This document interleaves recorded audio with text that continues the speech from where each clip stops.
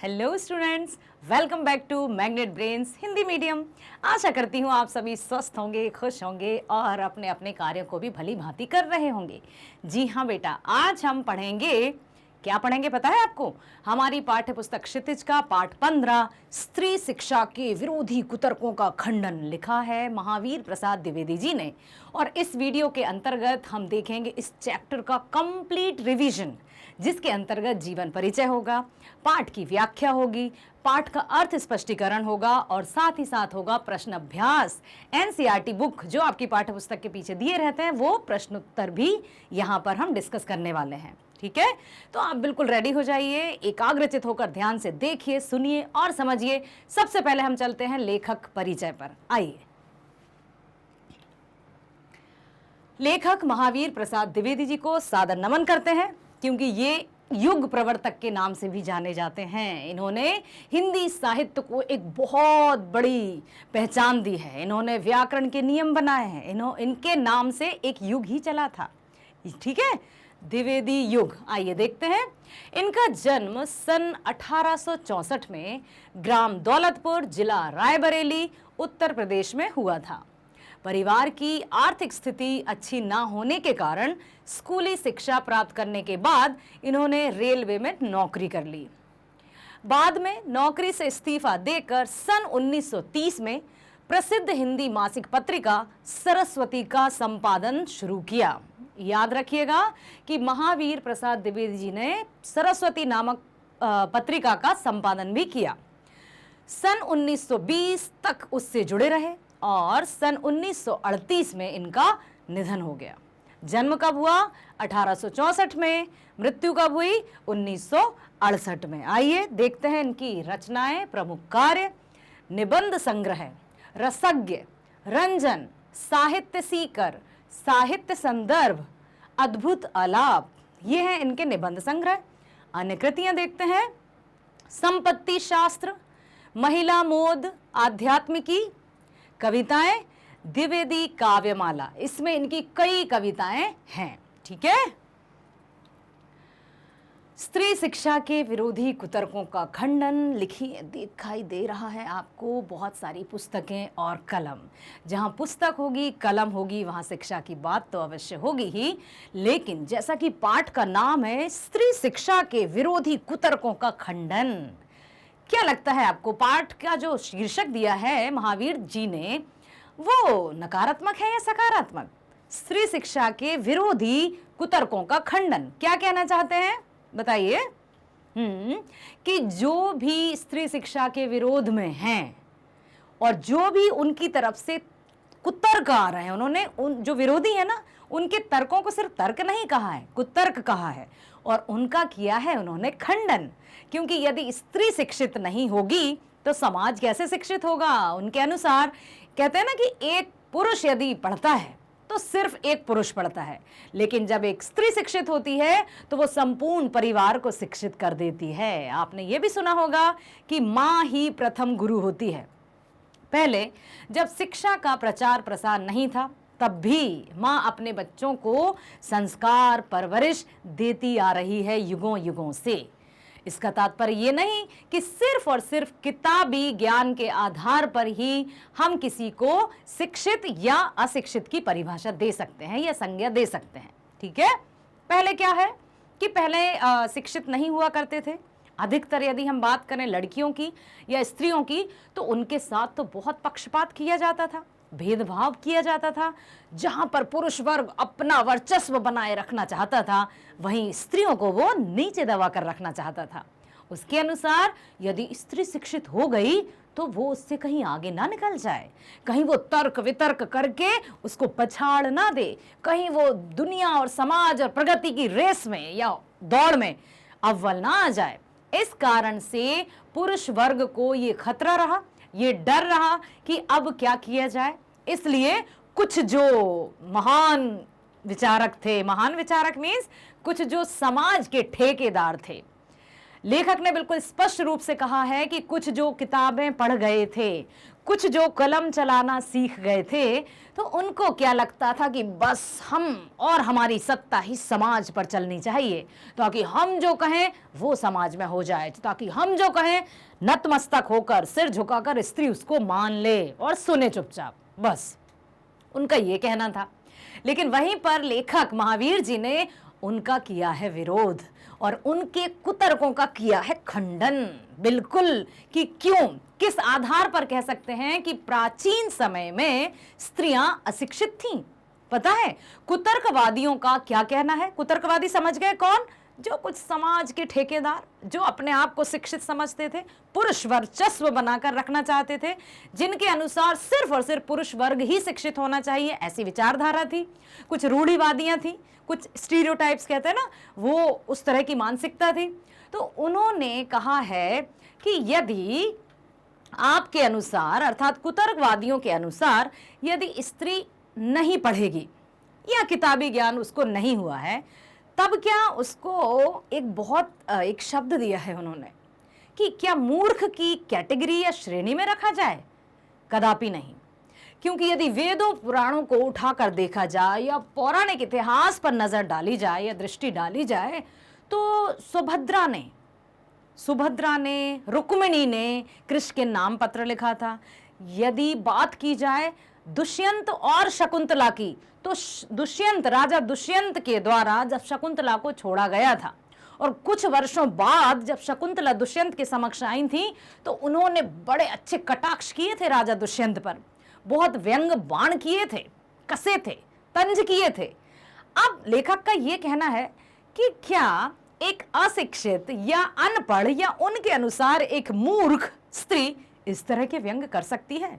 जिसको किताबी ज्ञान ना हो, जिसने शिक्षा प्राप्त ना की हो, तो क्या वो अपने व्यंग बाणों से सामने वाले पुरुष का मुंह बंद कर सकती है? उत्तर क्या आता है? कदापि नहीं। इसका अर्थ क्या हुआ कि स्त्रियां पढ़ी लिखी थीं। बात की जाए यदि रामायण की, सीता की, ठीक है, बात की जाए यदि महाभारत की, रुक्मिणी की, ठीक है, और भी कई ऐसे उदाहरण हैं जो लेखक ने दिए हैं। इस आधार पर यह कहा जा सकता है कि जो कुतर्कवादी थे, जो कुछ समाज के ठेकेदार थे, जो मानते थे कि प्राचीन समय में स्त्रियां बिल्कुल अनपढ़ थीं, और उन्होंने तो एक शब्द भी दिया है कि इस तरह की थीं, लेकिन लेखक ने उनका किया है खंडन। आइए चलते हैं व्याख्या की ओर। ध्यान से सुनिएगा। इस पाठ में लेखक ने स्त्री शिक्षा के महत्व को प्रसारित करते हुए विचारों का खंडन किया है। लेखक को इस बात का दुख है आज भी ऐसे पढ़े लिखे लोग समाज में हैं जो स्त्रियों का पढ़ना गृह सुख के नाश का कारण समझते हैं। किसका? कुछ लोग मानते हैं कि यदि स्त्रियां पढ़ गईं तो उनका जो गृह सुख है, गृह सुख, वो नष्ट हो जाएगा। क्यों? क्योंकि वो अभी तो वो जो चाहे वो करते हैं, अर्थात जो सुनाना हो सुनाते हैं, स्त्रियां चुपचाप सुनती हैं क्योंकि शिक्षा का महत्व नहीं समझती या शिक्षित नहीं है। अब उनको लगता है डर कि यदि वे पढ़ गईं तो हमारी सत्ता तो घर तक में नहीं रहेगी, हम तो कहीं के नहीं रहेंगे। तो उन्होंने क्या कह दिया कि यदि स्त्री शिक्षित होगी तो गृह सुख नष्ट हो जाएगा, घर परिवार में कलह शुरू हो जाएगी।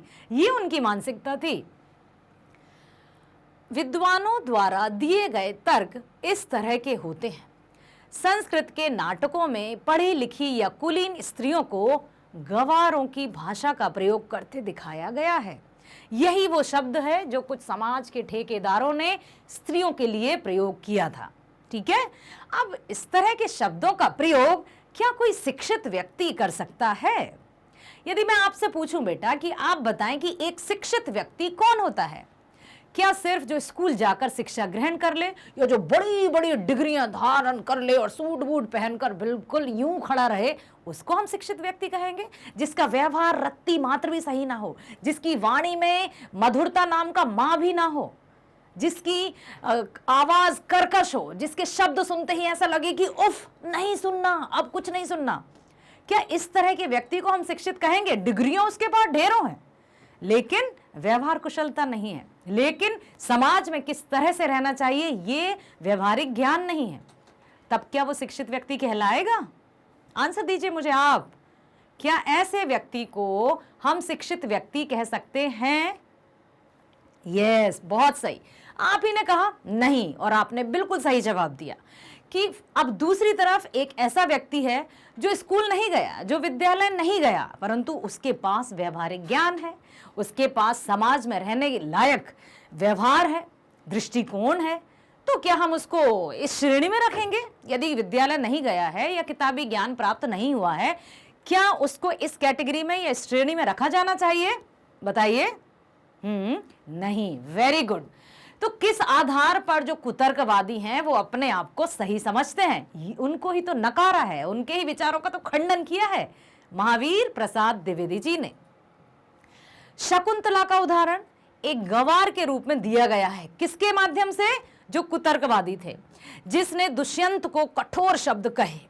जिस भाषा में शकुंतला ने श्लोक में, वो गवारों की भाषा थी, जो भी श्लोक के माध्यम से शकुंतला ने दुष्यंत को कठोर वचन कहे, तो क्या श्लोक इस तरह के लोग बोल सकते हैं? क्या यदि कुतर्कवादियों के अनुसार शकुंतला ये थी या मूर्ख थी, तो क्या उनकी वाणी में श्लोक आ जाते? क्या उनको श्लोक का अर्थ पता होता? आंसर क्या मिलता है? उत्तर क्या मिलता है? नहीं। इसका अर्थ क्या हुआ कि वे शिक्षित थीं। पौराणिक कथाओं में भी ऐसा नहीं माना जा सकता कि स्त्रियां अनपढ़ हुआ करती थीं। उनके द्वारा श्लोक के माध्यम से तर्क और वितर्क करना, राजा दुष्यंत को परास्त कर देना, यह प्रूफ करता है कि स्त्रियां शिक्षित हुआ करती थीं। Got it? अब देखिए, क्या कोई सुशिक्षित नारी प्राकृत भाषा नहीं बोल सकती? यहां पर जो प्राकृत भाषा है वो बोलचाल की भाषा थी बेटा। उस समय प्राकृत भाषा बोलचाल की भाषा हुआ करती थी। ध्यान से सुनिएगा इस सेंटेंस को, बहुत ध्यान से। मैं बार बार आपसे कह रही हूं कि प्लीज ध्यान दीजिए। जब आप इस शब्द को अच्छे से समझ जाएंगे, इस व्याख्या को ध्यानपूर्वक समझ लेंगे ना, तो आपके अपने जीवन में भी ये बहुत लाभदायक होने वाली है। अब उन्होंने कहा कि जो प्राकृत भाषा बोलते थे उस समय, स्त्रियां यदि प्राकृत भाषा बोलती थी, क्या वो मूर्ख कहती थी? या उन्होंने जो शब्द कहा, क्या गवारों की कैटेगरी में रखा जाए? नहीं, क्योंकि प्राकृत भाषा तो बोलचाल की भाषा थी। और जो बोलचाल की भाषा है, इसका मतलब मान लीजिए यदि हम अभी गांव से कनेक्टेड हैं, हम गांव जाते हैं, अपने दादा दादी के घर जाते हैं, या हमारे जो भी पैतृक घर है उसमें जाते हैं, और वहां पर हम ग्रामीण भाषा बोलने लगते हैं। हाँ, जयराम जी की, कहाँ गए थे, का हो गओ, है ना, अच्छा अच्छा, बहुत बढ़िया, खुश रहो, इस तरह से हम बोलते हैं। तो इसका क्या तात्पर्य हुआ कि हम अशिक्षित हुए, हम मूर्ख हुए? बताइए, या हम इस कैटेगरी में आ गए? आप लोग बताएं। नहीं। Yes, very good. यही तो बताने का प्रयास किया है लेखक ने कि उस समय यदि स्त्रियों द्वारा प्राकृत भाषा बोली जाती थी, तो क्या वो उनके अनपढ़ होने का सबूत थी? नहीं, क्योंकि उस समय तो प्राकृत भाषा बोलचाल की भाषा थी। ठीक है। बुद्ध से लेकर महावीर तक ने अपने उपदेश प्राकृत भाषा में ही दिए हैं। तब क्या बुद्ध और महावीर को भी अशिक्षित मान लिया जाए? Question mark. नहीं। फिर कैसे वो कुतर्कवादी, कैसे वो समाज के कुछ लोग स्त्रियों को इस तरह की संज्ञा दे देते थे? लेखक कहते हैं कि हिंदी, बांग्ला भाषाएं आजकल की प्राकृत भाषाएं। हिंदी को तरह तरह से बोला जाता है। कहते हैं ना, 4 कोस पर बदले वाणी, कोस कोस पर बदले वाणी, 4 कोस पर पानी। जहां हम चले जाते हैं, कुछ दूरी में वाणी में विविधता आती है, वाणी में अंतर आता है। कोस कोस पर बदले वाणी, 4 कोस पर पानी, ये कहावतें हैं और ये बिल्कुल सही है कि जहां भी हम कुछ क्षेत्र परिवर्तन होता है तो वहां पर बोली में, व्यवहार में परिवर्तन आता है। तो इसका मतलब ये थोड़ी कि हमें कुछ समझ में नहीं आ रहा कि ये क्या कह रहे हैं। आती है ना, हमें हिंदी तो मिक्स रहती है ना उसमें, फिर भी हमें समझ में आती है। तो क्या हम उन लोगों को अनपढ़ कहेंगे? नहीं। वेरी गुड, बहुत बढ़िया। उसी तरह उस जमाने में यह अधिकार प्राकृत को हासिल था। सब लोग बोलचाल की भाषा, प्राकृत भाषा को ही अपनाते थे। तो इसका यह तात्पर्य कदापि नहीं है कि जो प्राकृत भाषा बोलते थे वे अनपढ़ थे। ठीक है। फिर भी प्राकृत बोलना अनपढ़ होने का सबूत है, यह बात नहीं मानी जा सकती, कदापि नहीं मानी जा सकती कि जो प्राकृत भाषा बोलते थे वे अनपढ़ थे। ठीक है। जिस समय नाट्य शास्त्रियों ने नाट्य संबंधी नियम बनाए थे, उस समय सर्वसाधारण की भाषा संस्कृत नहीं थी। बहुत बढ़िया, ध्यान से सुनिएगा बेटा, कि जब नाट्य शास्त्रियों ने नाट्य के नियम बनाए थे, जब नाटक होते थे मंच पर, पहले ये टीवी या बड़े पर्दे या छोटे पर्दे नहीं हुआ करते थे, पहले नाटक हुआ करते थे मंच पर। तो जो नाटक हुआ करते थे वो भी प्राकृत भाषा में ही हुआ करते थे। आप ध्यान से सुनिए कि जो नाट्य संबंधी नियम बनाए थे वो सर्वसाधारण की भाषा, उस समय प्राकृत भाषा का ही उपयोग किया था। उन्होंने नाट्य संबंधी नियम संस्कृत में नहीं बनाए थे।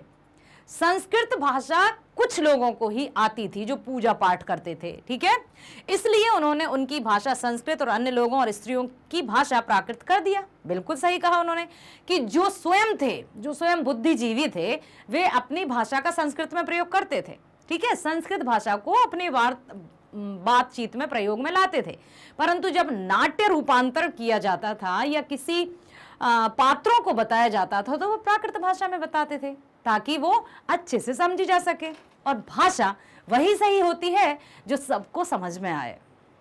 बुद्धिमान व्यक्ति कौन कहलाता है? शिक्षित व्यक्ति कौन कहलाता है? जो अपने विचारों को सामने बैठे दर्शकों तक या श्रोताओं तक भली भांति पहुंचा सके। जो हमारे अंदर भाव हैं, उन्हीं भावों का समावेश यदि हम श्रोता में कर सकें, तब जाकर हम कह सकते हैं कि हाँ, मुझे कुछ तो आता है। अब अपने आप में डींगे मारते रहना कि मैं इतना बड़ा ज्ञाता हूं, मुझे 1 2 हिंदी, संस्कृत, गुजराती, मराठी, ये इतनी सारी भाषाओं का ज्ञान है, मैं तो पंडित हूं, ज्ञानी हूं, मुझसे बड़ा कोई ज्ञानी है ही नहीं। अब यदि अपने मुंह हम मियां मिट्ठू बनते रहे या डींगे मारते रहे तो क्या हम वाकई में उतने बड़े हो गए जितना हम समझ रहे हैं? नहीं। बहुत सही कि एक शिक्षित व्यक्ति और एक बुद्धिमान व्यक्ति उसी को कहा जा सकता है जो अपने विचारों को दूसरों तक भली भांति पहुंचा सके, या फिर जो जिस प्रकार की भावना से वो अपने विचारों को व्यक्त कर रहा है, उसी भावना बिल्कुल सेम एज इट इज, यथावत उन भावनाओं को वो श्रोताओं तक पहुंचा सके। तब कहीं जाकर उसको कहेंगे कि हाँ, बुद्धिजीवी है, बुद्धिमान है। ठीक है, आइए चलते हैं आगे। अब लेखक ने यहीं पर सबका खंडन करना शुरू कर दिया है। अब क्या कहते हैं लेखक तर्क देते हुए कहते हैं कि शास्त्रों में बड़े बड़े विद्वानों की चर्चा मिलती है, किंतु उनके सीखने संबंधी पुस्तक या पांडुलिपि नहीं मिलती। विद्वानों की तो चर्चा होती है कि ये वो थे, लेकिन उन्होंने कहाँ से सीखा, क्या सीखा, कौन सी भाषा आती थी, क्यों वो अपने आप को 30 मार्क का समझते आ रहे हैं, कोई प्रमाण नहीं मिलते हैं। और क्या कहते हैं, किंतु उनकी सीखने संबंधी पुस्तक या पांडुलिपि नहीं मिलती। उसी प्रकार प्राचीन समय में नारी विद्यालय की जानकारी नहीं मिलती। अब ध्यान देने की बात यह है कि जो अपने आप को विद्वान समझते हैं उनके पढ़ने का कोई प्रमाण नहीं है। उसी तरह से नारी विद्यालय की जानकारी भी नहीं मिलती। अब वो कहां से पढ़े जो बड़े बड़े विद्वान, क्योंकि उनका कहीं रिकॉर्ड है ही नहीं, तो फिर उनको बड़े विद्वान कैसे माना जाए, लेकिन उनको माना जा रहा है। अब आगे बिल्कुल बहुत अच्छे तर्क दिए हैं उन्होंने कि जब नारी विद्यालय की जानकारी यदि नहीं मिलती तो आपने ये कैसे मान लिया कि नारी अशिक्षित थी, नारी अनपढ़ थी। यदि नारी विद्यालय का कोई रिकॉर्ड नहीं है, कोई सूचना या जानकारी या इतिहास नहीं है, तो क्या ये मान लिया जाए कि नारी अनपढ़ थी या स्त्रियां अशिक्षित थी या स्त्रियां जो शब्द लिखा था वहां गवार थी?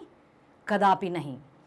जब बड़े विद्वानों का कोई रिकॉर्ड नहीं है फिर भी उनको बड़ा विद्वान माना जा रहा है, यदि स्त्रियों के कोई स्कूल या विद्यालय नहीं थे तो स्त्रियों को भी शिक्षित माना जाना चाहिए। समझे? समझ आया ना बेटा? देखिए, नहीं मिलती तो इसका अर्थ यह तो नहीं लगा सकते कि सारी स्त्रियां गंवार थीं। ये बार बार उन्होंने ये शब्द लिखा है, वो इसलिए क्योंकि उस समय जो अपने आप को बहुत बड़ा वाला समझते थे ना कि हम पढ़े लिखे हैं, उनके शब्द हैं ये, और उन्हीं पर कटाक्ष करते हुए लेखक ने ये शब्द बार बार प्रयोग में लाए हैं। ठीक है, लेखक प्राचीन काल की अनेकानेक शिक्षित स्त्रियां जैसे शीला बिज्जा के उदाहरण देते हुए उनके शिक्षित होने की बात को प्रमाणित करते हैं। साथ ही साथ वे कहते हैं कि जब प्राचीन काल में स्त्रियों को नाच गान, फूल चुनने, हार बनाने की आजादी थी, तब यह मत कैसे दिया जा सकता है कि शिक्षा नहीं दी जाती थी। बहुत बढ़िया, काबिले तारीफ। क्या कहा है लेखक ने?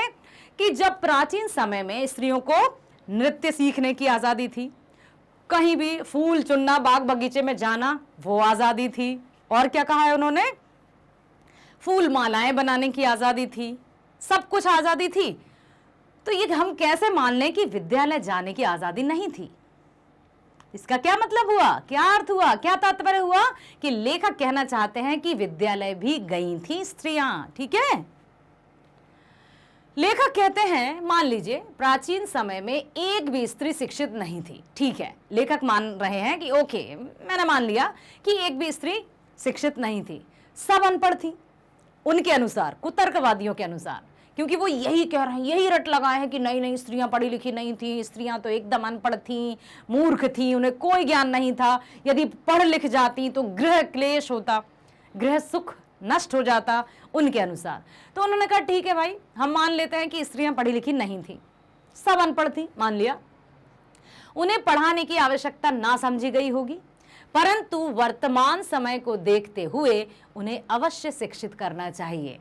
1% वे मान रहे हैं लेखक कि ठीक है, हमने उन लोगों की बात मान ली कि स्त्रियां पढ़ी लिखी नहीं थी, उन्हें कोई ज्ञान नहीं था, किताबी ज्ञान नहीं था, मान लेते हैं। लेकिन वर्तमान समय में आज यदि हम देखें, तब क्या वही है जो पहले था? क्या कुछ बदल रहा है या बदल गया है? आप बताएं, कुछ बदल रहा है? सब कुछ बदल गया है। यस, स्त्रियां पढ़ी लिखी भी हैं और स्त्रियां हर जगह, हर क्षेत्र में अपना झंडा भी फहरा रही हैं, अपने नाम, अपने मुकाम पर भी पहुंच रही हैं। ना केवल अपने परिवार का नाम रोशन कर रही हैं, बल्कि अपने समाज और अपने राष्ट्र का गौरव, इतिहास भी लिख रही हैं। गौरवान्वित करते हुए यहाँ पर बार बार लेखक ने यही कहा है कि स्त्रियां यदि पढ़ी लिखी हैं, और स्त्रियां जब पढ़ती हैं तो पूरा समाज शिक्षित हो जाता है। ठीक है, अब क्या कहते हैं? अवश्य शिक्षित करना चाहिए। लेखक पिछड़े विचारधारा वाले विद्वानों से कहते हैं कि अब उन्हें अपनी पुरानी मान्यताओं में बदलाव लाना चाहिए। कुछ लोग, देखिए बेटा, मैं यहाँ पर आपको कहना चाहूंगी, ध्यान से सुनिएगा, कि एक होता है लर्न, ठीक है, एक होता है रीलर्न, ओके, फिर होता है अनलर्न। अब ये जो चीजें हैं अनलर्न, ठीक है, अब हम बहुत कुछ लर्न करना तो जानते हैं, चाहते हैं कि हमें कुछ सीखना है, हमें कुछ सीखना है। ओके, वेरी गुड, बहुत अच्छी बात है, हम हमेशा सीखते रहना चाहिए, हमें हमेशा लर्नर बने रहना चाहिए, because learning is life long process. जो सीखना है ना, वो जीवन पर्यंत प्रक्रिया है, और यदि हम सीखते रहेंगे तो हम सीखते ही रहेंगे, क्योंकि सीखना कभी थमता नहीं है, और सीखने की कोई लिमिटेशंस भी नहीं है कि बस बस बस बस इतना ही सीखना है, उसके आगे कुछ नहीं सीखना। लर्न करना चाहते हैं हम, वेरी नाइस, सबको सीखना चाहिए हमेशा, एक एक चीज, फूल, पत्ते, चींटी, हर एक वस्तु, हर एक प्राणी, हर एक जीव जंतु हमें शिक्षा देता है, बशर्ते कि हमारा दृष्टिकोण सीखने लायक हो। ठीक है, हम सीख रहे हैं, वेरी गुड। अब है रीलर्न। हम जो सीखे हुए हैं, जैसे मान लीजिए मैं अपनी बात करूं, थोड़ा सा आपको और क्लियर हो जाएगा, कि हम 5वीं तक सरकारी स्कूल में पढ़े, टाट पट्टियां समझते हैं बेटा, टाट पट्टियों पर बैठते थे, और जल्दी से, मैं अपनी बात यदि बताऊं, कि बहुत जल्दी से स्कूल जाती थी ताकि कोई फ्रंट रो में ना बैठ जाए। तो घर में सब डांटते थे, क्या करोगी वहां जाकर, झाड़ू लगाओगी क्या, जब सब आ जाएंगे तब जाना। लेकिन मुझे फ्रंट रो में बैठना था, इसलिए मैं जाती थी और वहां पर जाकर टाट पट्टी बिछाती और फर्स्ट लाइन में बैठना पसंद करती थी। ये हो गया कि पहले की शिक्षा और अब की शिक्षा में क्या बदलाव आया। अब मैं ये तो नहीं कह सकती कि जो मैंने सीखा है वही सही है, आपको भी वैसे ही सीखना पड़ेगा, नहीं कह सकती ना, क्योंकि हमने लर्न किया, अच्छी बात है, हमें अब रीलर्न भी करना है, कुछ नई नई बातों को भी सीखना है, और जो हमेशा सीखने के लिए तत्पर रहते हैं वही तो सीख पाते हैं। ठीक है, रीलर्न कर लिया। अब सबसे मुश्किल पता है क्या है? अनलर्न। अनलर्न सबसे मुश्किल इसलिए है क्योंकि लोग सीख रहे हैं और सीख रहे हैं, बहुत अच्छी बात है, लेकिन अनलर्न करना बहुत कठिन होता है। उनको लगता है कि जो हमने सीखा है वही सही है, और इसी कारण से आज जो कुछ हमारे पूर्वज होते हैं, है ना, हमारे घर में दादा दादी, नाना नानी, या हमारे बड़े अपने होते हैं, वो हमें बात बात पर टोकते हैं, बात बात पर नसीहत देते हैं कि अरे ऐसा नहीं करना, हमारे ज़माने में तो ये होता था, हम तो ऐसे करते थे। ठीक है भाई, तब वो ज़माना था ना। यदि हम वही का वही आज करते रहेंगे तो क्या हम विकास कर पाएंगे? क्या हमारा देश, हमारा समाज या हमारा परिवार विकसित होगा? तब तो हम बिल्कुल 100 साल पुरानी जीवन में जी रहे होंगे। कुछ तो सीखना है ना नया। तो हमें पुरानी बातों को, पुराना जो सीखा हुआ है जो अब सही नहीं है, उसको अनलर्न भी करना होगा। अब जैसे कि हम जब टीचर हुआ करते थे ना, पुरानी बात बता रही, तो हम जब स्टूडेंट हुआ करते थे तो हमारे सर या हमारी मैडम ये छड़ी मारते थे। अब क्या ये छड़ी मारना ही उसका उपाय है? बताइए। आप तो कहेंगे नो नो नो नो, क्योंकि बिल्कुल सही कहेंगे आप कि ऐसा नहीं है कि क्या मारने से या डांटने से ही कोई सीखता है, कदापि नहीं। यदि हम अपने व्यवहार में मिठास घोलेंगे और उसकी मानसिकता को समझते हुए उसको समझाने का प्रयास करेंगे, अवश्य समझ में आएगा। अर्थात स्टूडेंट को समझाने से पहले उसको समझना होगा कि व्हाट शी और ही वांट। यदि हमने ये समझ लिया कि वो क्या चाहता है, फिर हम समझाएंगे तो समझ जाएंगे। Am I clear? Am I right ना? तो यही बात है कि अनलर्न करना बहुत मुश्किल होता है। और अनलर्न करना यदि जिसने सीख लिया, ठीक है, कि हम तो सुबह हॉस्टल में रहते थे ना, सुबह 5 बजे हमारे टीचर्स उठा देते थे कि चलो 2 किलोमीटर दौड़ना है। जाते थे, सर्दी हो, गर्मी हो, बारिश हो, झूलते झालते जाते थे। ठीक है, अब हम कहें नहीं, हमारे बच्चों को भी तुम्हें 5 बजे उठना होगा और तुम्हें जाना होगा। ये अच्छा है कि हमें अपनी दिनचर्या को एकदम टाइट करना चाहिए, लेकिन अब वो माहौल नहीं रहा।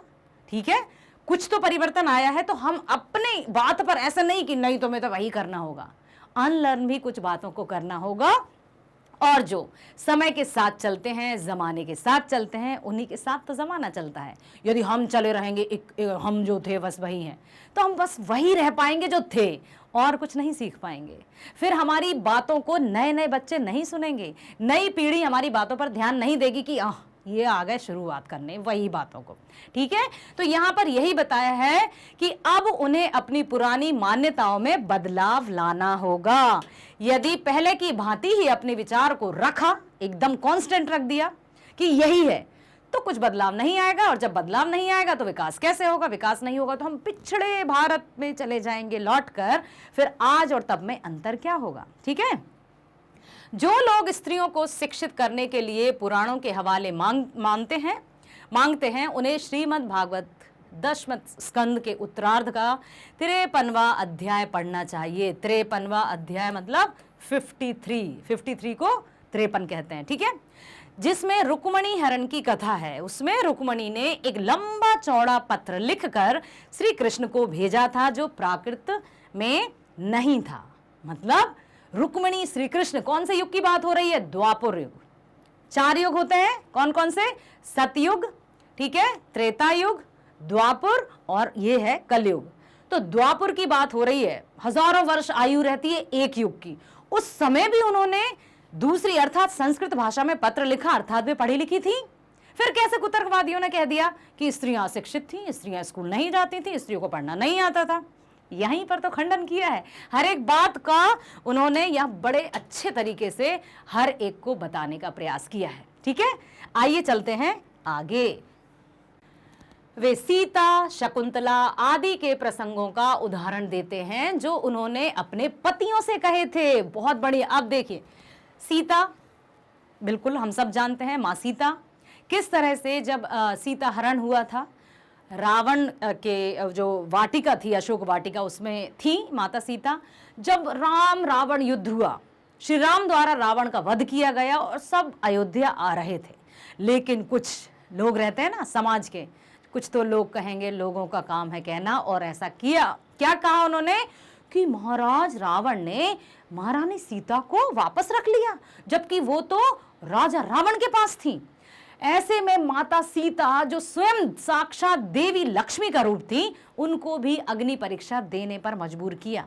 लेकिन वे पीछे नहीं हटी, क्योंकि उनको पता था कि मैं पवित्र हूं, मैं सही हूं, तो उन्होंने अग्नि परीक्षा भी दी। ठीक है, अब यहां लिखा है कि कितने ही उदाहरण हैं जो उन्होंने रावण से किस तरह से तर्क, यदि आपने दूरदर्शन पर जो प्रसारित होता था रामायण, है ना, उसको यदि देखा है तो आप बिल्कुल भली भांति याद कीजिए वो प्रसंग जब कभी भी रावण अशोक वाटिका में आता था और सीता जी एक तिनका मात्र उठाकर उससे किस तरह से व्यंग करती थी, उससे किस तरह से तर्क करती थी। अब इस तरह के तर्क या इस तरह के तर्कों का वितर्क अनपढ़ या अशिक्षित कोई दे सकता है? उत्तर मिला नहीं। इसका अर्थ क्या हुआ कि वे शिक्षित थी, और जो व्यक्ति, जो समाज के कुछ कुतर्कवादी हैं, जो मानते हैं कि स्त्रियां अशिक्षित थी, अनपढ़ थी, उनको क्या कहें अब कि वो सिर्फ और सिर्फ उनके संकीर्ण विचारधारा की सोच है या उनके संकीर्ण मस्तिष्क की उपज है जो इस तरह से वे सोच रहे हैं। ठीक है, लेखक कहते हैं अनर्थ कभी नहीं पढ़ना चाहिए। यस, अब यहां बात आती है बहुत बड़ी, ध्यान से सुनिएगा। शिक्षा बहुत व्यापक शब्द है, पढ़ना उसी के अंतर्गत आता है। शिक्षा मतलब सीखना। आज क्या शिक्षा मिली, आज हमने क्या सीखा, what we have learn today, क्या सीखा आज हमने, वही तो शिक्षा है। अब शिक्षा में यदि अनर्थ जैसी बातें शामिल हो जाएं तो वो शिक्षा शिक्षा नहीं कहलाएगी। ठीक है, अब लिखा है कि आज की मांग है कि हम इन पिछड़े मानसिकता की बातों से निकलकर सबको शिक्षित करने का प्रयास करें। प्राचीन मान्यताओं को आधार बनाकर स्त्रियों को शिक्षा से वंचित करना अनर्थ है। जो भी प्राचीन रूढ़िवादी बातें चली आ रही हैं जिसमें कहा था नहीं नहीं स्त्री यदि पढ़ गई ना तो घर में कलह होगी, और घर में ऐसी कलह होगी तो परिवार सुखी नहीं रह पाएगा, इसलिए स्त्रियों को नहीं पढ़ना है, लड़कियों को विद्यालय नहीं भेजना है, इस तरह के ऐसा प्रचार प्रसार किया गया इस बात का कि लोग जो उनकी बातों में आ गए वो अपनी लड़कियों को घर की चार दीवारी में कैद करने लगे, नहीं जाने दे रहे थे स्कूल या नहीं जाने देते थे विद्यालय। यदि वही सोच आज भी होती तो क्या समाज इतना विकसित हो पाता? क्योंकि माँ जो अपने बच्चे को जन्म देती है प्रथम गुरु तो वही होती है। क्या करना चाहिए, किस तरह से हमें व्यवहार करना चाहिए, जब हम पहली बार स्कूल जाते हैं कितनी चिंतित होती है, वो कितनी परवाह करती है हमारी, छोड़ने भी जाएगी और टीचर से कहेगी प्लीज इसका ध्यान रखिएगा, बहुत मतलब ये अपने हाथ से कुछ खाता नहीं है या रोने लगता है, प्लीज आप इसका ध्यान रखिएगा। और साथ ही साथ बच्चे को भी समझा कर भेजेगी बेटा टीचर की बात मानना। अब ये सारी बातें कौन सिखाता है? माँ। और उस माँ को अनपढ़ कहा जा रहा है, उस माँ को मूर्ख कहा जा रहा है, तो कौन है वो जो आसमान से टपके? हाँ, समझ आया क्या कहना चाहती हूं मैं? यस बेटा, ठीक है। तो यहां पर वही कहना चाहते हैं कि प्राचीन मान्यताओं को आधार बनाकर स्त्रियों को शिक्षा से वंचित करना अनर्थ है। हम कदापि ये नहीं कह सकते या ये नहीं सोचेंगे कि स्त्रियों को अशिक्षित ही रखना चाहिए या उनको शिक्षा प्रदान नहीं करनी चाहिए। ठीक है, आशा करती हूं पाठ की जो व्याख्या है वो बड़े अच्छे से आपको समझ में आई है। साथ ही साथ लेखक महावीर प्रसाद द्विवेदी जी ने जो कुतर्कवादियों के विचारों का खंडन किया है वो भी आपको समझ में आया होगा। कितने अच्छे बड़े बड़े उदाहरण वो भी प्रमाण के साथ दिए, तो उनकी भी चुप्पी बंध गई होगी, घिग्गी बंध गई होगी कि ओह क्या करें, ये महावीर जी का वाकई में महावीर प्रसाद द्विवेदी जी का नाम ऐसे ही हिंदी साहित्य में अव्वल नंबर पर नहीं है, ऐसे ही वे उच्च सर्वोच्च शिखर पर नहीं विराजित हैं। आज भी ससम्मान उनका नाम लिया जाता है और हिंदी साहित्य में उनका नाम सदैव अमर रहेगा, क्योंकि उन्होंने स्त्रियों से की शिक्षा के लिए भरपूर भरसक प्रयास किए जो कि सफल हुए। और आज आप देख सकते हैं कि आपके सामने जो हैं वो भी स्त्री हैं, आपके घर में जो हैं वो भी स्त्री हैं, विद्यालय में जाइए टीचर्स भी स्त्रियां हैं, अधिक से अधिक शिक्षा के क्षेत्र में जो जुड़ी हुई हैं वो स्त्रियां ही हैं। क्या आप इस बात से सहमत हैं? यस, बिल्कुल सही। तो ये कहा उन्होंने, इसलिए जो भी कुतर्कवादी कहते हैं कहने दीजिए, हमें अपनी बुद्धि का बहुत अच्छे से प्रयोग करना है, उपयोग करना है। जैसा कि मैंने प्रीवियस वीडियो में कहा था, ना तो हमें कानों के होते हुए कानों का कच्चा बनना है, ना ही आंखों के होते हुए आंखों का अंधा बनना है। किसी की भी बात को सुनकर ही सिर्फ उसी के पीछे नहीं लग जाना है। First just raise questions in our mind कि क्यों, कैसा, क्या, अच्छा तो क्या ये हो सकता है। बहुत सारे क्वेश्चंस यहाँ पर लाई। यदि कोई बात आपसे कोई कुछ कहकर जाता है, एकदम से उसकी बात नहीं मानना है। क्यों भाई, हमारे पास बुद्धि है ना, मनुष्य सर्वश्रेष्ठ प्राणी है ना, प्रकृति में सबसे बुद्धिमान है ना, तो उस बुद्धि का उपयोग करना है। ठीक है। सद्बुद्धि सुमति, कहते हैं ना, जहां सुमति तह संपत्ति नाना और जहां कुमति तह विपत्ति ने दाना। जब कभी कुमति या कुबुद्धि हम पर हावी हो जाती है तो सुमति या सुबुद्धि तो अपने आप ही टाटा कह देती है। इसलिए कुबुद्धि या कुमति को अपने मस्तिष्क पर हावी होने नहीं देना है। जहां सद्बुद्धि रहेगी, जहां सुमति रहेगी, तो वहां कुमति आने से डरेगी, नहीं नहीं नहीं मुझे नहीं जाना इसके पास, क्या पता कैसे क्या करेगा, तो वो नहीं आएंगे। जैसे जहां सुख होता है, जहां हंसी होती है, वहां दुख आने से डरता है। और यदि हमने पहले से ही रोनी सी सूरत बना के रखी है, दुख कहेगा हाँ यही निशाने पर तीर लगेगा, चलते हैं इसके घर में और कलह मचाते हैं। तो ये होता है। इसलिए हमेशा हमें कैसे रहना चाहिए? सकारात्मक, हंसते खेलते, जो भी परिस्थितियां हो हमेशा मुस्कुराते रहना चाहिए। क्या होगा? हमसे बड़ी तो नहीं हो जाएंगी ना। परेशानियों के हाथ पैर होते हैं क्या? बताइए। नो। क्या परेशानियां, विपत्तियां, आपत्तियों के मस्तिष्क होते हैं? नो। क्या आपको दिखता है कि दशानन नहीं 20 परेशानियां हैं, ऐसा कुछ होता है? नो। ना हाथ, ना पैर, ना मस्तिष्क, ना बुद्धि, ना मुंह, अब क्या है? वो कौन बड़ा हुआ? हम। तो हमसे वो कैसे जीत जाएंगे? हम उन्हें नहीं जीतने देंगे। जो भी होगा हम उनका डटकर सामना करेंगे। ठीक है, आइए चलते हैं प्रश्न उत्तरों की तरफ। पहला प्रश्न देखते हैं, महावीर प्रसाद जी ने क्या पूछने का प्रयास किया है। कुछ पुरातनपंथी लोग स्त्रियों की शिक्षा के विरोधी थे। द्विवेदी जी ने क्या क्या तर्क देकर स्त्री शिक्षा का समर्थन किया। कुछ पुरातन पंथी जो अपने आप को विद्वान मानते थे, बहुत बड़ा वाला मानते थे कि हम जो कुछ किताबें पढ़ गए ना, यदि हम संस्कृत बोलते हैं मतलब हम बुद्धिमान हैं और हमारे अलावा कोई पढ़ा लिखा नहीं है। जो प्राकृत भाषा का प्रयोग करते हैं वे अनपढ़ हैं, उनका मानना ये था।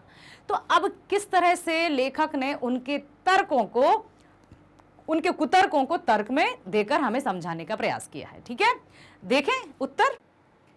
ठीक है, द्विवेदी जी ने पुरातन पंथियों को निम्नलिखित तर्क देकर स्त्री शिक्षा का समर्थन किया है। आप किस तरह से उन्होंने उनको समझाया होगा, क्योंकि जो सुनना ही नहीं चाहता, जो समझना ही नहीं चाहता, उसको समझाना बहुत मुश्किल होता है। लेकिन जो बुद्धिमान होते हैं, जो शिक्षाविद होते हैं, वो उनको भी समझा सकते हैं। और महावीर प्रसाद जी ने यही किया। क्या किया कि अब उन्होंने क्या क्या कहा कि नाटकों में कुलीन स्त्रियों को उनके प्राकृत भाषा बोलने पर अनपढ़ होने का सबूत नहीं है। यदि नाटक में वे प्राकृत भाषा का उपयोग करती हैं तो ये कदापि हम नहीं कह सकते हैं कि वे अनपढ़ थी। बिल्कुल सही। अब उनको अनपढ़ नहीं माना जा सकता। कुछ शिक्षित लोग ही संस्कृत बोलते थे, कुछ लोग ही सिर्फ संस्कृत बोलते थे, शेष अन्य लोग प्राकृत ही बोलते थे, क्योंकि प्राकृत भाषा बोलचाल की भाषा थी। महात्मा बुद्ध ने अपने उपदेश प्राकृत में दिए, ठीक है, तथा जैन बौद्ध साहित्य प्राकृत भाषा में ही लिखा गया है। यद्यपि शिक्षा के पर्याय प्रमाण नहीं है, हो सकता है कि वे कहीं खो गए हों। इतिहास ऐसा नहीं कि जो इतिहास में लिखा है वही सिर्फ इतिहास है। बहुत से ऐसी बातें हैं, बहुत से ऐसे वो हैं बातें और इतिहास में जो कि लिखित रूप से हमें नहीं प्राप्त हुआ है। इसका तात्पर्य ये नहीं कि सिर्फ जो इतिहास हमें मिला है उतना ही इतिहास था, उसके अलावा कुछ था ही नहीं कह सकते ना। यदि हम कह रहे हैं मतलब हमारे पास बुद्धि थोड़ी मतलब और अधिक होनी चाहिए। ठीक है, यद्यपि शिक्षा के प्रमाण नहीं है, हो सकता है कि वे कहीं खो गए हों, जो भी सबूत थे या प्रमाण थे। भारत में वेद मंत्रों की रचना में स्त्रियों का योगदान रहा है। वेद मंत्रों की किसमें? अब ध्यान से सुनिए, भारत में वेद मंत्रों की रचना में स्त्रियों का योगदान रहा है, जो उनके शिक्षित होने का प्रमाण है। जब वेद मंत्रों की रचना यदि स्त्रियों के द्वारा की गई है, बिल्कुल साफ साफ इसका अर्थ है कि वे शिक्षित थीं। ठीक है, रुक्मिणी द्वारा श्री कृष्ण को पत्र लिखने से यह सिद्ध होता है कि प्राचीन काल में भी स्त्रियों के पढ़ने लिखने का चलन था। अदरवाइज द्वापर में कैसे रुक्मिणी पत्र लिख देती श्री कृष्ण को? दूसरे प्रश्न पर चलते हैं बेटा। स्त्रियों को पढ़ाने से अनर्थ होते हैं। कुतर्कवादियों का कहना था कि यदि स्त्रियां पढ़ी लिखी होंगी तो अनर्थ हो जाएगा। अब देखिए द्विवेदी जी ने किस तरह से खंडन किया है। ठीक है, ओके, मान लिया कि स्त्रियों को पढ़ाने से अनर्थ होते हैं, तो कुतर्कवादियों की इस दलील का खंडन द्विवेदी जी ने कैसे किया है बताइए? पता है क्या किया है उन्होंने? उन्होंने कहा कि आपके अनुसार, कुतर्कवादियों के अनुसार, स्त्रियों को पढ़ाने से अनर्थ हो जाएंगे। मतलब शिक्षा को अनर्थ का कारण बताया है। तो जो अनर्थ पुरुषों द्वारा किए जा रहे हैं वे शिक्षा का ही दुष्परिणाम है, या फिर शिक्षा ही अनर्थ है। यदि शिक्षा में अनर्थ है, क्योंकि स्त्रियों को यदि पढ़ाएंगे तो वे अनर्थ हो जाएगा, इसका मतलब कि शिक्षा ही अनर्थकारी है उनके अनुसार, तब तो पुरुषों को भी नहीं पढ़ाना चाहिए। और जो पुरुषों के द्वारा अनर्थ हो रहे हैं वो सब शिक्षा के ही प्रमाण है। अब क्या करें?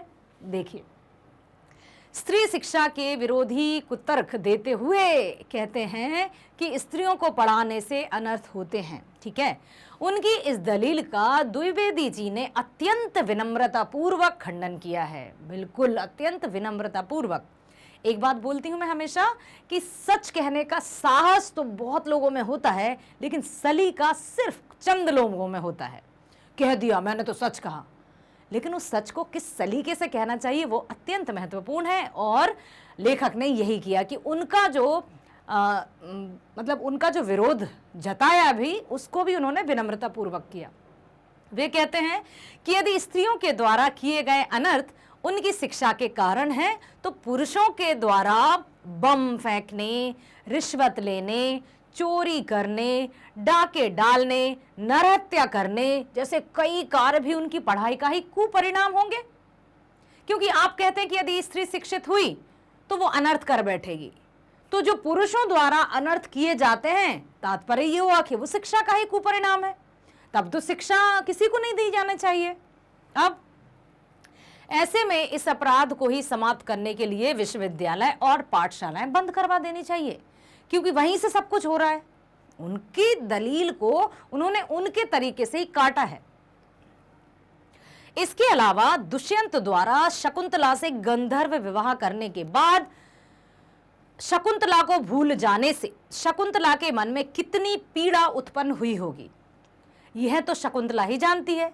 ऐसे में उन्होंने दुष्यंत को जो कटु वचन कहे, यह उनकी पढ़ाई का कुफल नहीं बल्कि उनकी स्वाभाविक योक्ति थी। दुष्यंत और शकुंतला का गंधर्व विवाह हुआ। ठीक है, गंधर्व विवाह मीन्स बेटा पहले ये नहीं था कि 7 फेरे होंगे या गुरुजी मंत्र पढ़ेंगे तभी। ठीक है, गंधर्व विवाह ऋषि मुनि करते थे। तो ऐसा ही किया राजा दुष्यंत और शकुंतला ने। लेकिन जब क्या हुआ कि राजा दुष्यंत ने उनको छोड़ दिया। ठीक है, अब इससे शकुंतला को कितनी पीड़ा हुई होगी, और पीड़ा के चलते उन्होंने दुष्यंत को कई वचन कहे। तो अब ये जो बात कह रहे हैं ना कि ऐसे में उन्होंने दुष्यंत को जो कटु वचन कहे, यह उनकी पढ़ाई का कुफल नहीं है बल्कि उनकी स्वाभाविक योक्ति है। स्वाभाविक योक्ति, कोई पढ़ाई का दुष्परिणाम कभी नहीं होता है। बात है समझने की, बात है नजरिए की, कि हम किसी भी चीज को, किसी भी वस्तु को, किसी भी कार्य को किस दृष्टिकोण से या किस नजरिए से देखते हैं और किस नजरिए से ग्रहण करते हैं।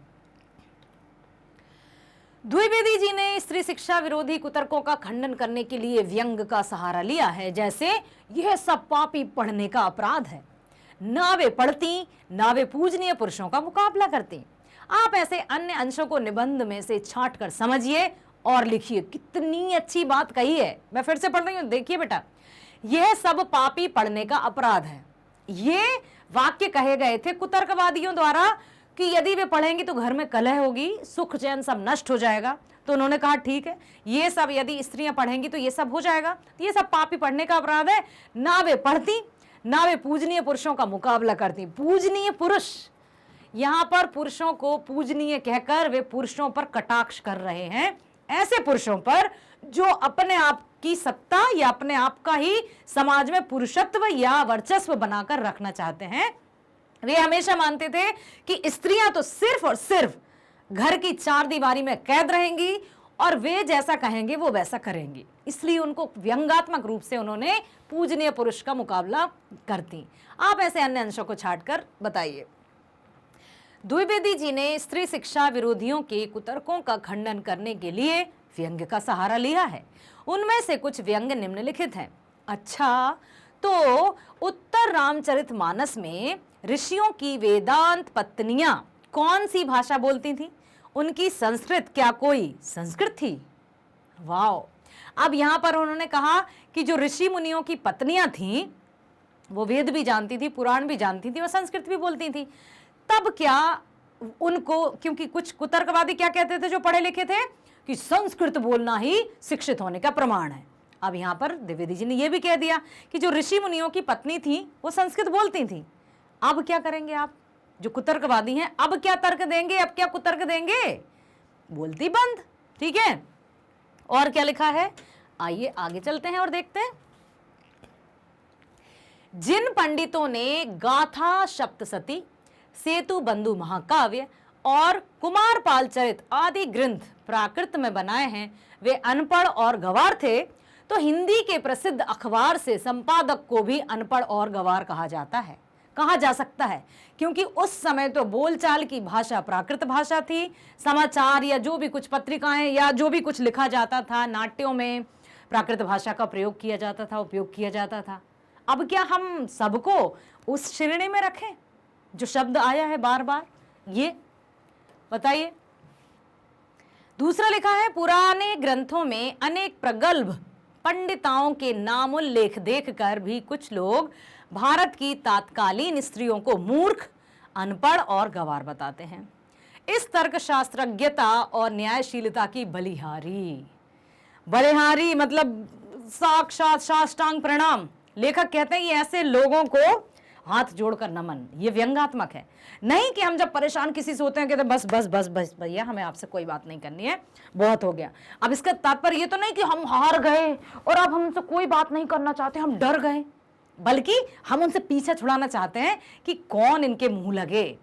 इसलिए यहां पर लिखा है कि, फिर से पढ़ती हूं बेटा, पुराने ग्रंथों में अनेक प्रगल्भ पंडिताओं के नाम उल्लेख देखकर भी कुछ लोग भारत की तात्कालीन स्त्रियों को मूर्ख, अनपढ़ और गंवार बताते हैं। कुछ लोग, ठीक है, कुछ लोग यहां पर लिखा है, कुछ लोग। इस तर्कशास्त्रज्ञता और न्यायशीलता की बलिहारी, क्या कहें उनको। ठीक है, स्त्रियों के लिए पढ़ना कालकूट और पुरुषों के लिए पीयूष का घूट। कालकूट जहर, पीयूष अमृत। अब यहां पर फिर उन्होंने कहा है कि स्त्रियों को पढ़ना अनर्थ है। यदि स्त्रियां पढ़ लिख गई तो वे घर में कलह करेंगी, तो वे घर में तर्क वितर्क करेंगी या कुतर्क करेंगी, ये उनका कुतर्कवादियों का कहना है। तो मतलब स्त्रियां यदि पढ़ेंगी तो उनके लिए जहर हो जाएगा, शिक्षा उनके लिए जहर है और पुरुषों के लिए वही अमृत है। ऐसा कैसे हो सकता है? यदि शिक्षित होना स्त्रियों के लिए सही नहीं है तो फिर पुरुषों के लिए कैसे हो जाएगा सही? बताइए। इसका मतलब तो ये हुआ कि जो शिक्षा है वही सही नहीं है, चाहे वो स्त्री हो या पुरुष हो, कोई भी शिक्षा प्राप्त करेगा तो वो अनर्थ करेगा। अब क्या कहते हैं? इसलिए ऐसे तर्क देकर उनको कर दिया एकदम निशब्द। ठीक है, अगला प्रश्न, पुराने समय में स्त्रियों द्वारा प्राकृत भाषा में बोलना क्या उनके अनपढ़ होने का सबूत है? पाठ के आधार पर बताइए, क्या जो पुराने समय में स्त्रियां संस्कृत नहीं बोलती थी, प्राकृत बोलती थी, तो क्या हम कह सकते हैं कि वे अनपढ़ थीं? पुराने समय में स्त्रियों का प्राकृत बोलना उनके अनपढ़ होने का सबूत कतई नहीं है, क्योंकि उस समय प्राकृत प्रचलित और लोक व्यवहृत भाषा थी। जो व्यवहार की भाषा थी, जो बोलचाल की भाषा थी, वो प्राकृत थी। तो यदि स्त्रियों द्वारा प्राकृत भाषा बोली जाती थी तो इसका मतलब तो ये नहीं है कि वे अनपढ़ थी। भवभूति और कालिदास के नाटक जिस समय लिखे गए उस समय शिक्षित समुदाय ही संस्कृत बोलता था, शेष लोग सब प्राकृत बोलते थे। शाक्य मुनि, भगवान बुद्ध और उनके चेलों द्वारा प्राकृत में उपदेश देना, बौद्ध एवं जैन धर्म के हजारों ग्रंथ का प्राकृत में लिखा जाना इस बात का प्रमाण है कि प्राकृत उस समय की लोक प्रचलित भाषा थी। इसीलिए ऐसे में स्त्रियों द्वारा प्राकृत बोलना उनके अनपढ़ होने का सबूत कैसे हो सकता है? इसका तात्पर्य क्या हुआ कि उनके, यदि स्त्रियों द्वारा प्राकृत भाषा बोली गई है तो कदापि नहीं कह सकते कि वे अनपढ़ थीं। अब कर दिया फिर से जो कुतर्कवादी थे उनकी विचारों का खंडन। किसने? लेखक ने। अगला प्रश्न, परंपरा के उन्हीं पक्षों को स्वीकार किया जाना चाहिए जो स्त्री पुरुष समानता को बढ़ाते हों।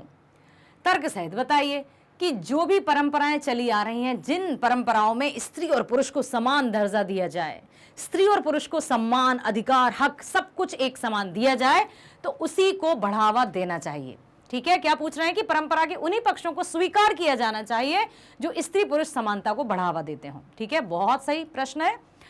हर परंपरा अपने काल, देश और परिस्थिति के अनुसार प्रासंगिक रहती है।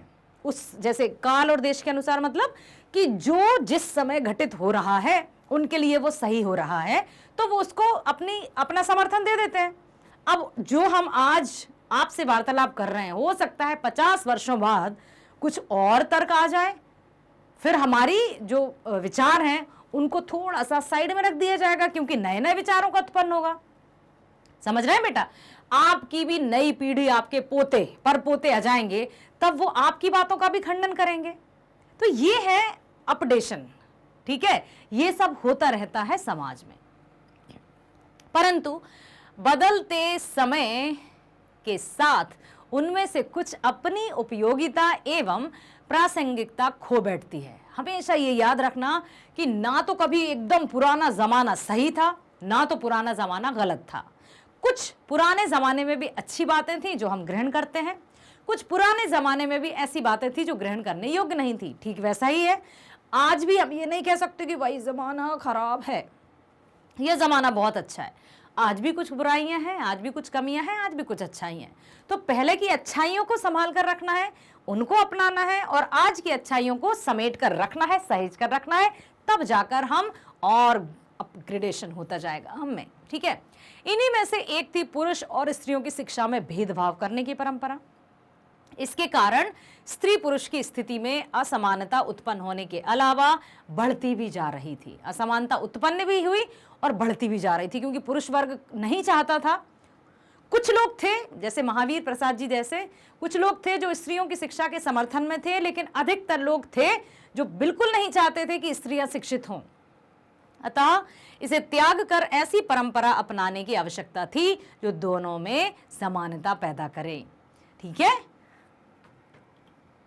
शिक्षा वह साधन है जिसका सहारा पाकर स्त्रियां पुरुषों के साथ कदम से कदम मिलाकर चल सकती हैं और लगभग हर क्षेत्र में अपनी प्रतिभा का लोहा मनवा रही हैं।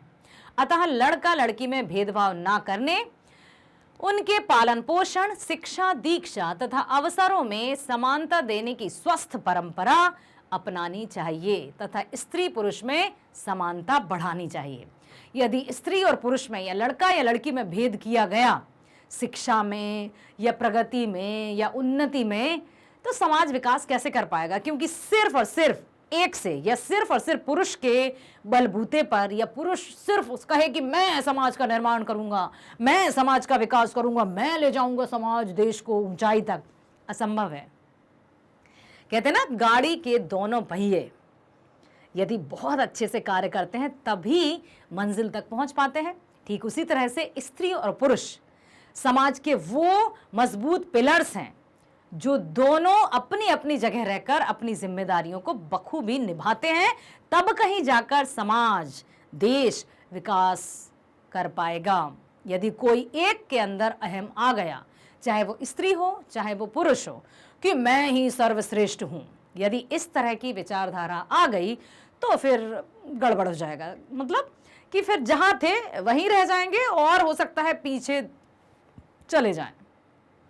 इसलिए कभी भी अहंकारी या अपने अंदर ईगो, जिसको आप कहते हैं ना, कहते हैं अरे इसमें तो बड़ा ईगो है, इसमें तो बड़ा एटीट्यूड है, उससे थोड़ा दूर रहना है, क्योंकि वो हमें कहीं का नहीं छोड़ता है, ना तो किसी का आदरणीय बनने देता है हमें, और ना हम किसी का आदर ही कर पाते हैं। तो जो कहते हैं ना कि प्रशंसा भी वही करते हैं जो प्रशंसनीय होते हैं, और सम्मान भी वही देते हैं जो स्वयं सम्मानीय होते हैं। अक्सर मान लीजिए एक डब्बा है, अब उसके अंदर कुछ होगा तभी हम उसमें से निकाल कर दे पाएंगे किसी को। यदि वो डब्बा खाली होगा तो हम क्या देंगे? अर्थात व्यक्ति दूसरों को वही देता है जो उसके पास होता है। एक कुटिल व्यक्ति, मतलब हमेशा अपशब्दों का प्रयोग करता रहता है और सबसे बुरा व्यवहार, उसके पास वही है, वही दे रहा है। एक मधुरभाषी व्यक्ति, चाहे उसके सामने कोई भी हो, हमेशा मुस्कुराकर अपने आप को प्रस्तुत करना, उसके पास वही है, वही दे रहा है। तो व्यक्ति की पहचान उसके व्यवहार से हो जाती है कि वे कितने बड़े वाले हैं। अपने आप को बखान करने की कोई आवश्यकता नहीं होती है। अगला प्रश्न है, तब की शिक्षा प्रणाली और अब की शिक्षा प्रणाली में क्या अंतर है, स्पष्ट करें। क्या आप बताएंगे कि तब की शिक्षा प्रणाली क्या था? तब की शिक्षा प्रणाली में बताइए, जल्दी बताइए, अभी अभी चर्चा की हमने। हाँ, यस, स्त्रियों को शिक्षित नहीं करना। लोगों का कहना था, जो कुछ शिक्षित लोग थे, अरे यदि स्त्रियां स्कूल गई, मतलब लड़कियां स्कूल गई और वे पढ़ लिख गई, तो घर में कलह होगी, परिवार सुख शांति से नहीं रह पाएगा। क्यों नहीं रह पाएगा? यदि शिक्षा को कलह का कारण माना जाए, तब तो फिर कोई भी पढ़े वो कलह करेगा। समझ रहे हैं? आइए देखते हैं। तब अर्थात प्राचीन भारत और वर्तमान शिक्षा प्रणाली में पर्याप्त अंतर है। तब मतलब प्राचीन और अब मतलब वर्तमान, ठीक है। उस समय शिक्षा गुरुकुलों में दी जाती थी, जहां शिक्षा रटने की प्रणाली प्रचलित थी। रोट लर्निंग, बिल्कुल करना है भाई, पढ़े जा रहे हैं, वैसा का वैसा, वही एज इट इज। यदि उससे एक शब्द भी यहां वहां हुआ, गलत जवाब, एकदम सही नहीं है, उसको काट दिया जाता था। अब समझ के अनुसार, बुद्धिमत्ता के अनुसार, ठीक है। इसके साथ उसमें उच्च मानवीय मूल्यों का विकास करने पर जोर दिया जाता था। उस समय ये बात बहुत अच्छी थी कि उस समय मानवीय मूल्यों को विकसित करने का बहुत ध्यान दिया जाता था। उस समय की जो शिक्षा थी, उसमें चाहे कोई राजा का पुत्र हो, चाहे किसी रंग का पुत्र हो, सबको गुरु की सेवा करनी है, सबको आज्ञा का पालन करने हैं, सबको अपनी, बिल्कुल हर एक विद्यार्थी को समान व्यवहार करना है। उसमें नैतिक मूल्यों को शामिल किया जाता था कि किस तरह से हमें आदर सम्मान की भावना अपने अंदर डेवलप करनी है, विकसित करनी है, ठीक है। छोटों से किस प्रकार से व्यवहार करना है, हम उम्र वालों से किस तरह का बर्ताव करना है, बड़े लोगों से किस तरह से बर्ताव करना है, ये गुरुकुल में शिक्षा दी जाती थी, जहां पर जो छात्र रहते थे वो अपने घर से दूर रहकर शिक्षा प्राप्त करते थे। सुना था ना, एक बार मैंने आपसे कहा था, वीडियो देखा था, विद्यार्थी में 5 लक्षण, काक चेष्टा भको ध्यानम श्वान निद्रा तथैव च अल्पहारी गृह त्यागी। विद्यार्थी 5 लक्षणम, गृह त्यागी अर्थात घर से दूर रहकर शिक्षा ग्रहण करना। आज भी घर से दूर ही जाते हैं बच्चे, कितने भी माता पिता पढ़े लिखे क्यों ना हो, लेकिन विद्यालय घर में ही नहीं हो जाता, क्योंकि वे भी जानते हैं कि बच्चे में अनुशासन का विकास सिर्फ और सिर्फ विद्यालय में ही हो सकता है। बच्चे में सही और गलत का निर्णय लेने की क्षमता विद्यालय में ही हो सकती है। बच्चे में आपसी प्रेम, सद्भाव, भाईचारे की जो भावना है वो विद्यालय में जाकर ही हो सकती है, ठीक है। अन्यथा विद्यालय पहुंचाने की क्या आवश्यकता थी, सब पढ़े लिखे हैं, फिर भी विद्यालय तो जाना है। तो विद्यालय और समाज अन्योन्याश्रित हैं, इंटरडिपेंडेंट हैं। कोई ये नहीं कह सकता कि हमें किसी की जरूरत नहीं है, विद्यालय हम क्यों जाएं, जाना है। और ना ही विद्यालय ये कह सकते कि हम किसी की जरूरत नहीं है, हम तो चला लेंगे विद्यालय। समाज से ही विद्यालय और विद्यालय से सभ्य समाज, ठीक है। अब तब अर्थात प्राचीन भारत और वर्तमान शिक्षा प्रणाली में पर्याप्त अंतर है। उस समय शिक्षा गुरुकुलों में दी जाती थी, जहां शिक्षा रटने की प्रणाली प्रचलित थी। इसके साथ उनमें उच्च मानवीय मूल्यों का विकास करने पर जोर दिया जाता था, ताकि वे बेहतर इंसान और समाज उपयोगी नागरिक बन सकें। वर्तमान शिक्षा प्रणाली में रटने के बजाय समझने पर जोर दिया जाता है, ठीक है। आज की शिक्षा पुस्तकीय बनकर रह गई है, जिसमें मानवीय मूल्यों का उत्थान नहीं हो पा रहा है। शिक्षा की प्रणाली रोजगार परक ना होने के कारण यह आज बेरोजगारी की फौज खड़ी कर रही है, ऐसा उनका मानना था। फिर ये कि जो जिस तरह के विचार जिसके मस्तिष्क में उपजते हैं, वो उसी तरह का अपने विचारों को व्यक्त करते हैं, ठीक है।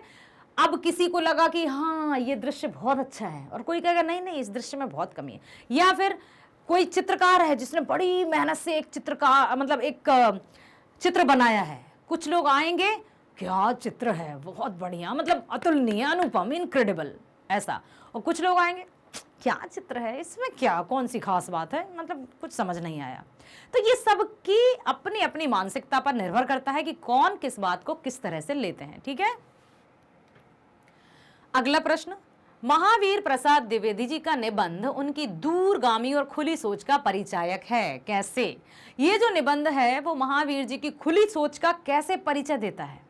क्या महावीर प्रसाद जी उस समय भी खुली सोच या आधुनिक सोच के धनी थे, ये पूछा गया है। आप बताइए। Yes, very good. Mahavir Prasad Dwivedi ji का निबंध स्त्री शिक्षा का विरोध करने वालों तथा कुतर्क प्रस्तुत करने वालों पर व्यंग तथा उनकी सोच में बदलाव लाने का प्रयास है। ठीक है, द्विवेदी जी ने देखा कि समाज में स्त्री की दीनहीन दशा का कारण शिक्षा की कमी है। यदि स्त्री शिक्षित होंगी तो अपने आप के अस्तित्व का निर्माण कर पाएंगी। यह कमी समाज का तथा कथित सुधार करने का ठेका लेने वालों की देन है। ठेका लेने वाले मतलब कुछ चंद पढ़े लिखे लोग जो सोचते थे कि स्त्रियों को पढ़ाया लिखना अनावश्यक है या अनर्थ है। ये तथाकथित समाज सुधारक तथा उच्च शिक्षित लोग स्त्रियों को पढ़ने से रोकने की कुचाल रचे बैठे थे और स्त्री शिक्षा में अड़ंगे डालते थे। किस तरह से स्त्रियों को स्कूल जाने से रोका जाए, किस तरह से स्त्रियों को शिक्षित करने से रोका जाए, किस तरह से समाज में सिर्फ और सिर्फ पुरुष की सत्ता अपनाई जाए, ये उनके मस्तिष्क में चलता रहता था। कुचाले रचते रहते थे, बिल्कुल कि कहां से क्या, किस तरह से क्या किया जाए, इस तरह की कुचाले रचते रहते थे और सिर्फ इसी में अपना दिमाग खर्च करते थे। अब यदि वो जो पढ़ा लिखा दिमाग था, मस्तिष्क था, यदि अच्छे से उसका उपयोग करते तो समाज के हित में होता ना। लेकिन ऐसा नहीं है, सब लोग एक से नहीं होते हैं, सब भांति भांति है, इंडिविजुअल डिफरेंसेस आर देयर। ठीक है, ऐसे लोगों के हर कुतर्क का जवाब देते हुए द्विवेदी जी ने पौराणिक और रामायण से जुड़े उदाहरण ही नहीं पेश किए, वरन स्त्री शिक्षा की अनिवार्यता और आवश्यकता पर भी जोर दिया।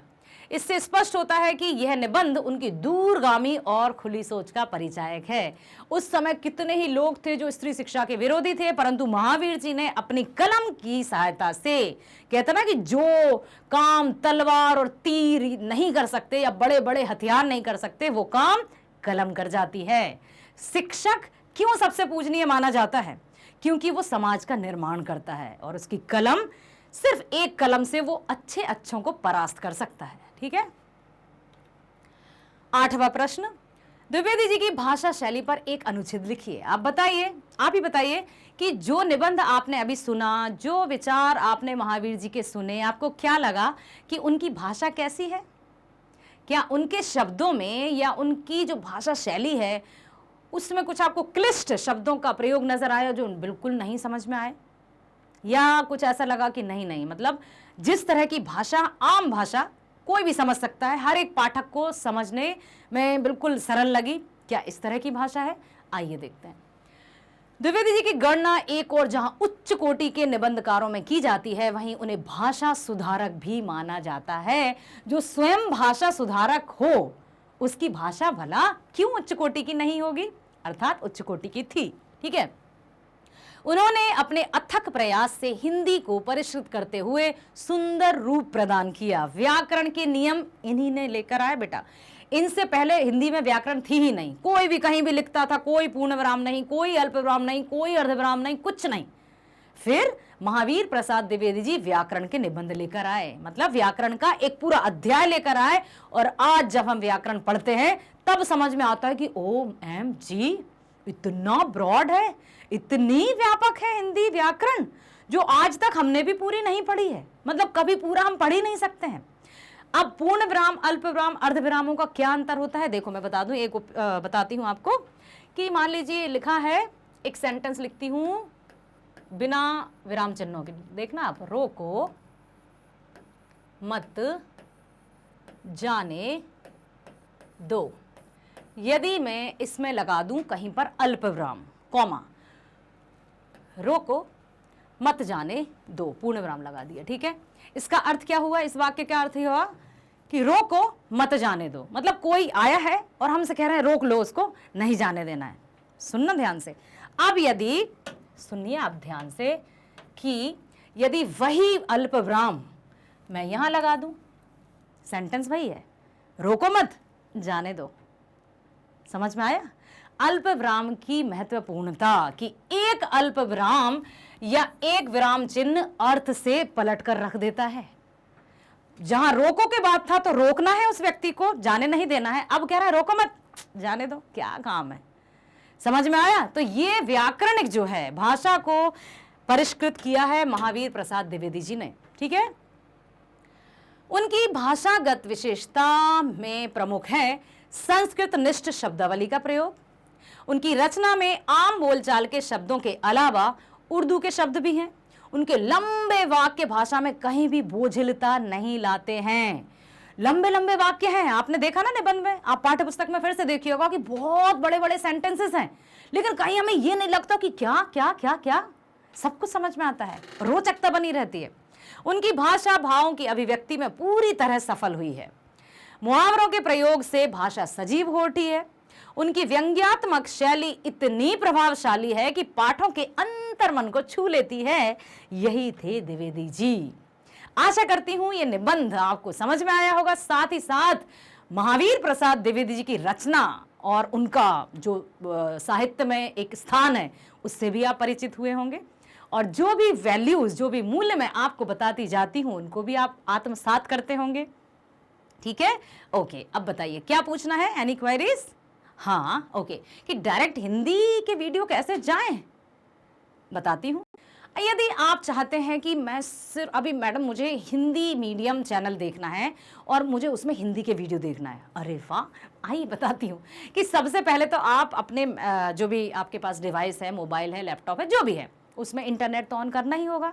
किया है मैडम, वेरी गुड, बिल्कुल। उसके बाद आप कीजिए मैग्नेट ब्रेन्स, टाइप कर दीजिए। टाइप करते ही आपको क्या दिखाई देगा, वहां पर आपके पास ऑप्शंस रहेंगे। क्या देखना है आपके क्लास का, क्या सीबीएसई इंग्लिश मीडियम देखना है, सीबीएसई हिंदी मीडियम देखना है, इंग्लिश स्पोकन देखना है, या फिर आप चाहते हैं एनटीएससी ओलंपियाड प्रतियोगी परीक्षाओं के जो भी वीडियोस हैं उनको देखना चाहते हैं, या फिर आप यूपी बोर्ड से रिलेटेड वीडियोस देखना चाहते हैं, या चाहते हैं आप जेएआईआईबी या सीएआईआईबी की वीडियोस, जो भी आप वीडियोस जिसकी भी जानकारी आप चाहते हैं, जस्ट आप उस पर क्लिक कर दीजिए। जल्दी बताइए क्या करना चाहते हैं, कहाँ जाना चाहते हैं? सीबीएसई हिंदी मीडियम, ओके, कर दीजिए क्लिक। क्लिक किया तो टिंटन आ जाएंगे आपके सारे विषय के अध्यापक, आपके सब्जेक्ट टीचर, साथ ही साथ आपका विषय। हिंदी में क्या पढ़ना चाहते हैं, भौतिक विज्ञान, या पढ़ना चाहते हैं रसायन विज्ञान, पढ़ना चाहते हैं गणित या अंग्रेजी, हिंदी या सामाजिक विज्ञान, जो भी आपको पढ़ना है आप उस पर क्लिक कर दीजिए। जब आप क्लिक करेंगे तो उसी का वीडियो आपकी स्क्रीन पर आ जाएगा, और वो वीडियो इतना रोचक होगा कि आप अपनी नजरों को और अपने मस्तिष्क को कहीं और लगा ही नहीं पाएंगे। यस, बताइए जल्दी, हिंदी वीडियोस क्लिक कर दीजिए। क्लिक किया आपने और हिंदी से संबंधित आ गई है संपूर्ण जानकारी। क्या देखना है बच्चों, बताइए? जो क्लास में मुझसे छूट गया था, मैडम पढ़ा रही थी लेकिन शायद मेरा ध्यान नहीं था, या मुझे बुखार था, या किसी कारणवश मैं स्कूल में नहीं गया था, अब क्या करूं? फिकर नॉट, चिंता नहीं करना है, मैग्नेट ब्रेन्स है ना आपके लिए। बताइए क्या पढ़ना चाहते हैं आप हिंदी में? क्या आप संपूर्ण पाठ्यक्रम देखना चाहते हैं, या आप देखना चाहते हैं जो भी जितने भी चैप्टर्स हैं उनका सार या व्याख्या, या आप चाहते हैं एनसीईआरटी प्रश्न अभ्यास, या आप देखना चाहते हैं बहुविकल्पीय प्रश्नों का वीडियो? जो भी आपको देखना है जस्ट क्लिक ऑन दैट। क्या देखना है? पाठ्यक्रम, बहुत बढ़िया। तो सबसे पहले हमने पाठ्यक्रम देखना चाहते हैं तो पाठ्यक्रम पर क्लिक कर दिया। अब जब हम पाठ्यक्रम पर क्लिक करेंगे तो पाठ्यक्रम का संपूर्ण डिटेल्ड के साथ आपके सामने आ जाएगा वीडियो। हाँ, लाली मैडम भी आपके लिए लेकर आई हैं हिंदी का वीडियो, जिसमें आपकी दोनों कोर्स ए और कोर्स बी की पुस्तकों को शामिल किया है। पता है ना, सीबीएसई ने क्लास 10th में और क्लास 9th में, जो आपकी 9th में थी ना क्षितिज और कृतिका, वो थी भाग 1, 10th में आपका क्षितिज और कृतिका भाग 2, इसी तरह से 9th में थी स्पर्श और संचयन भाग 1, 10th में है स्पर्श और संचयन भाग 2। तो अब आपको पता है कि यदि आपके स्कूल में कोर्स ए चलता है तो क्षितिज और कृतिका पढ़नी है, यदि आपके स्कूल में कोर्स बी चलता है तो आपको स्पर्श और संचयन पढ़नी है। हाँ मैडम, 9th में तो हमने पढ़ लिया था, इतनी मुश्किल नहीं आई थी, लेकिन अब कैसे पता चलेगा कि गद्य खंड में क्या है, काव्य खंड में क्या है, कैसे पढ़ेंगे, कृतिका में कितने चैप्टर्स हैं? नहीं बेटा, लिसन, सुनिए ध्यान से, बिल्कुल चिंता करने की आवश्यकता नहीं है। इस वीडियो को ध्यान से देख लीजिए, इसमें आपके सभी सवालों का जवाब है। पाठ क्षितिज में कितने काव्य खंड हैं, काव्य खंड में कितने चैप्टर्स हैं, गद्य खंड में कितनी कहानियां हैं, कौन लेखक हैं, कौन कवि हैं, कृतिका में किसके बारे में बताया है, क्या इसमें भी कविताएं हैं? मैं नहीं बताऊंगी, वीडियो देखना पड़ेगा। ठीक उसी तरह से स्पर्श, हाँ काव्य खंड भी है, गद्य खंड भी है। अच्छा, कबीरदास जी, वो तो आपको देखना पड़ेगा कि इसमें इनके कविताएं या दोहे हैं या नहीं। ठीक उसी तरह से संचयन। जब आप ध्यान पूर्वक इस वीडियो को पूर्ण रूप से देख लेंगे तो आई एम श्योर बहुत अच्छी तरह से मुझे भरोसा है कि आपको पाठ्यक्रम या सिलेबस से संबंधित कोई भी डाउट नहीं रहेगा मेरे बच्चों। तो ध्यानपूर्वक देखिए, सुनिए और समझिए। एक और बात, लाइक करना नहीं भूलना है। लाइक तो करेंगे ना, क्योंकि पसंद आया तभी तो आपने ओपन किया है। सब्सक्राइब भी करना है, शेयर भी करना है, ठीक है? क्यों? क्योंकि मैग्नेट ब्रेन्स लेकर आया है आप ही के लिए क्लास 6 to 12 ऑनलाइन शिक्षा एकदम फ्री। एकदम फ्री मतलब कितनी फ्री? 100% बेटा, 100% फ्री एजुकेशन मैग्नेट ब्रेन सिर्फ और सिर्फ लेकर आया है आप जैसे बच्चों के लिए, आप जैसे होनहार बच्चों के लिए, जो अपने आप को एक सभ्य संस्कृत नागरिक बनाएंगे, ना केवल अपने परिवार का, अपने समाज का, बल्कि संपूर्ण राष्ट्र का नाम रोशन करेंगे। तो बने रहिए हमारे साथ, करते जाइए, वीडियोस को लाइक, चैनल को सब्सक्राइब, अधिक से अधिक शेयर करेंगे, भूलिएगा नहीं। मिलते हैं नेक्स्ट वीडियो में। स्वस्थ रहिए, खुश रहिए, बाय बाय।